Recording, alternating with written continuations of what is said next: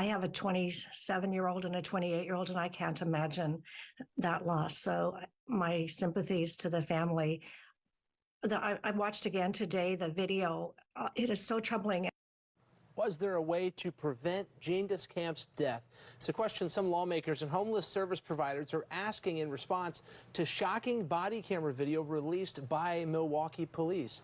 The video shows the moments after Descamps was released by Providence Milwaukee Hospital and into police custody. K2's Christina Giardinelli talked to lawmakers and advocates about what could have been done and what will they do to make change. She's live for us now in Salem. And Christina, that video is extremely disturbing.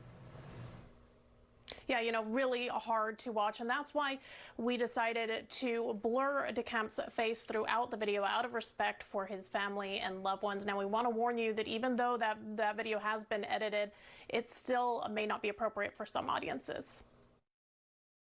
Body camera footage shows 26-year-old Jean Descamps slumped over in a hospital bed before Milwaukee police lift him into a wheelchair and place him in handcuffs.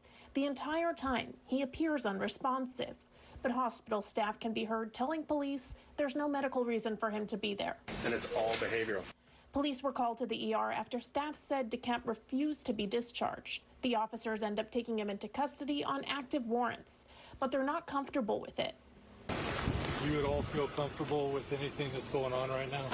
No. One officer pushes back on the ER's decision. Why is he being released?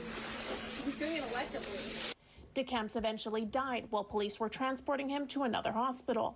Police say he was homeless and struggling with addiction. Advocates say this never should have happened.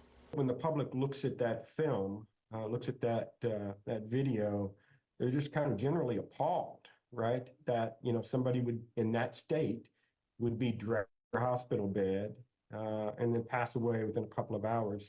Jimmy Jones chairs a legislative task force that is reviewing hospital discharge issues in Oregon. The task force came together after a bill that would have forced hospitals to change some discharge policies failed to make it out of committee.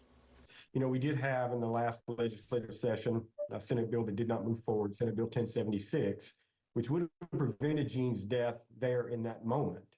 The bill would have required hospitals to wait until morning when shelters and other service providers are open to discharge Descamps. During the legislative session, hospitals pushed back on the measure, saying they couldn't afford to keep patients overnight when not medically necessary. Hospitals are part of the task force trying to figure out how homeless patients can safely get discharged. You know, we've got to come up with a better set of answers in Oregon to prevent this kind of thing from happening. And the problem at the end of the day is really expensive. It's going to be expensive in terms of asking the hospitals to do more. Senator Deb Patterson, the bill's sponsor, says if the task force doesn't reach a solution by the 2025 legislative session, the bill will make a comeback. There were probably close to 10, if not more, opportunities within the last year for him to be able to access services that should have helped him, but we failed. And so that's why I'm committed to bringing this bill back. Providence released a written statement saying it's reviewing its policies after this incident and promising to do better. You can find that full statement by going to our website at k2.com. For now, live in Salem, Christina Giardinelli, K2 News. Christina, thank you for